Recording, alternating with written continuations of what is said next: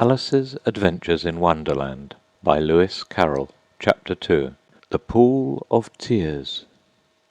"Curiouser and curiouser!" cried Alice. She was so much surprised that for the moment she quite forgot how to speak good English. "Now I'm opening out like the largest telescope that ever was. Good-bye, feet." For when she looked down at her feet, they seemed to be almost out of sight. They were getting so far off. "Oh, my poor little feet! I wonder who will put on your shoes and stockings for you now, dears. I'm sure I shan't be able. I shall be a great deal too far off to trouble myself about you. You must manage the best way you can." "But I must be kind to them," thought Alice, "or perhaps they won't walk the way I want to go. Let me see. I'll give them a new pair of boots every Christmas." And she went on planning to herself how she would manage it. "They must go by the carrier," she thought.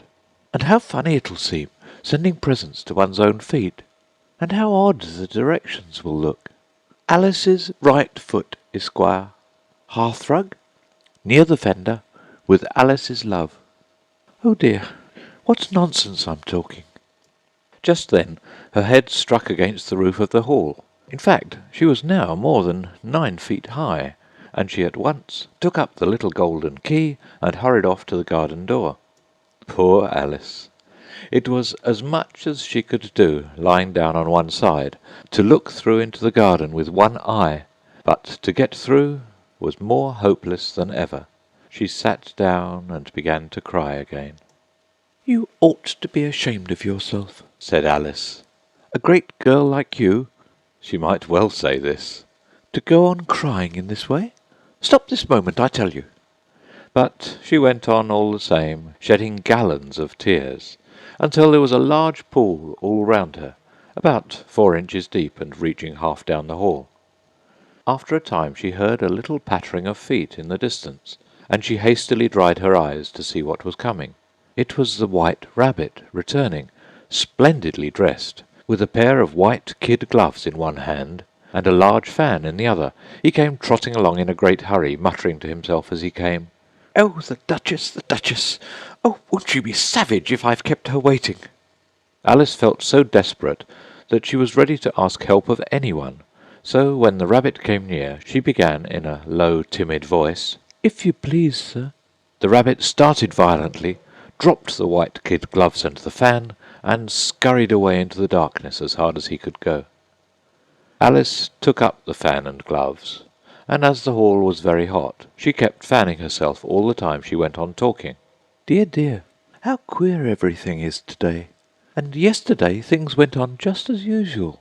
I wonder if I've been changed in the night. Let me think. Was I the same when I got up this morning? I almost think I can remember feeling a little different. But if I'm not the same, the next question is, who in the world am I? Ah, that's the great puzzle." And she began thinking over all the children she knew that were of the same age as herself, to see if she could have been changed for any of them. "I'm sure I'm not Ada," she said, "for her hair goes in such long ringlets, and mine doesn't go in ringlets at all. And I'm sure I can't be Mabel, for I know all sorts of things, and she knows such a very little. Besides, she's she, and I'm I, and oh dear, how puzzling it all is. I'll try if I know all the things I used to know. Let me see. 4 times 5 is 12, and 4 times 6 is 13, and 4 times 7 is... Oh dear, I shall never get to 20 at that rate. However, the multiplication table doesn't signify. Let's try geography. London is the capital of Paris, and Paris is the capital of Rome, and Rome... No, that's all wrong, I'm certain. I must have been changed for Mabel. I'll try and say, how doth the little?" And she crossed her hands on her lap, as if she were saying lessons, and began to repeat it. But her voice sounded hoarse and strange, and the words did not come the same as they used to do.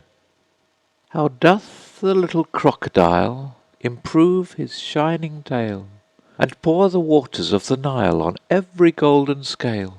How cheerfully he seems to grin, how neatly spread his claws, and welcome little fishes in with gently smiling jaws. I'm sure those are not the right words, said poor Alice, and her eyes filled with tears again as she went on. I must be Mabel after all, and I shall have to go and live in that poky little house, and have next to no toys to play with, and oh, ever so many lessons to learn. No, I've made up my mind about it. If I'm Mabel, I'll stay down here. It'll be no use their putting their heads down and saying, "Come up again, dear." I shall only look up and say, "Who am I, then? Tell me that first. And then, if I like being that person, I'll come up. If not, I'll stay down here till I'm somebody else." But, oh dear, cried Alice with a sudden burst of tears, I do wish they would put their heads down. I am so very tired of being all alone here. As she said this, she looked down at her hands, and was surprised to see that she had put on one of the rabbit's little white kid gloves while she was talking. How can I have done that? She thought. I must be growing small again. She got up and went to the table to measure herself by it, and found that, as nearly as she could guess, she was now about 2 feet high, and was going on shrinking rapidly. She soon found out that the cause of this was the fan she was holding, and she dropped it hastily, just in time to avoid shrinking away altogether. That was a narrow escape, said Alice, a good deal frightened at the sudden change, but very glad to find herself still in existence. And now for the garden! And she ran with all her speed back to the little door. But alas, the little door was shut again, and the little golden key was lying on the glass table as before. And things are worse than ever, thought the poor child, for I never was so small as this before, never, and I declare it's too bad, that it is. As she said these words, her foot slipped, and in another moment, splash, she was up to her chin in salt water. Her first idea was that she had somehow fallen into the sea, and in that case I can go back by railway, she said to herself. Alice had been to the seaside once in her life, and had come to the general conclusion that wherever you go to on the English coast, you find a number of bathing machines in the sea, some children digging in the sand with wooden spades, then a row of lodging-houses, and behind them a railway station. However, she soon made out that she was in the pool of tears which she had wept when she was 9 feet high. I wish I hadn't cried so much, said Alice as she swam about, trying to find her way out. I shall be punished for it now, I suppose, by being drowned in my own tears. That will be a queer thing, to be sure. However, everything is queer today. Just then she heard something splashing about in the pool a little way off, and she swam nearer to make out what it was. At first she thought it must be a walrus or hippopotamus, but then she remembered how small she was now, and she soon made out that it was only a mouse that had slipped in like herself. Would it be of any use now, thought Alice, to speak to this mouse? Everything is so out of the way down here that I should think very likely it can talk. At any rate, there's no harm in trying. So she began. "O mouse, do you know the way out of this pool? I'm very tired of swimming about here, O mouse." Alice thought this must be the right way of speaking to a mouse. She had never done such a thing before, but she remembered having seen in her brother's Latin grammar, "A mouse, of a mouse, to a mouse, O mouse." The mouse looked at her rather inquisitively, and seemed to her to wink with one of its little eyes, but it said nothing. "Perhaps it doesn't understand English," thought Alice. "I dare say it's a French mouse, come over with William the Conqueror." For, with all her knowledge of history, Alice had no very clear notion how long ago anything had happened. So she began again. "Où est ma chatte?" which was the first sentence in her French lesson book. The mouse gave a sudden leap out of the water, and seemed to quiver all over with fright. "Oh, I beg your pardon," cried Alice hastily, afraid that she had hurt the poor animal's feelings. "I quite forgot you didn't like cats." "Not like cats?" cried the mouse in a shrill, passionate voice. "Would you like cats if you were me?" "Well, perhaps not," said Alice in a soothing tone. "Don't be angry about it. And yet I wish I could show you our cat Dinah. I think you'd take a fancy to cats if you could only see her. She's such a dear, quiet thing," Alice went on half to herself, as she swam lazily about in the pool. and she sits purring so nicely by the fire, licking her paws and washing her face. And she is such a nice soft thing to nurse, and she's such a capital one for catching mice. Oh, I beg your pardon," cried Alice again, for this time the mouse was bristling all over, and she felt certain it must be really offended. "We won't talk about her any more if you'd rather not." "We, indeed!" cried the mouse, who was trembling down to the end of his tail. "As if I would talk on such a subject! Our family always hated cats. Nasty, low, vulgar things. Don't let me hear that name again." "I won't indeed," said Alice, in a great hurry to change the subject of conversation. Are you fond of dogs?"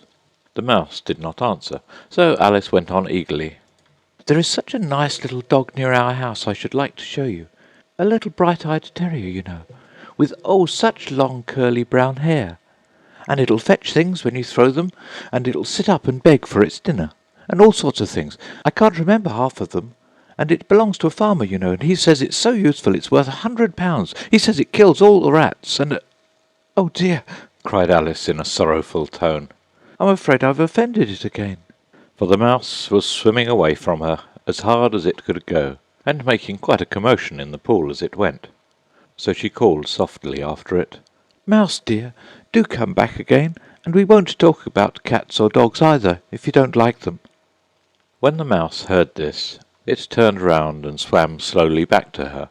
Its face was quite pale, with passion, Alice thought, and it said in a low, trembling voice, "Let us get to the shore, and then I'll tell you my history, and you'll understand why it is I hate cats and dogs." It was high time to go, for the pool was getting quite crowded with the birds and animals that had fallen into it. There were a duck, and a dodo, a lory, and an eaglet, and several other curious creatures. Alice led the way, and the whole party swam to the shore. End of Chapter 2.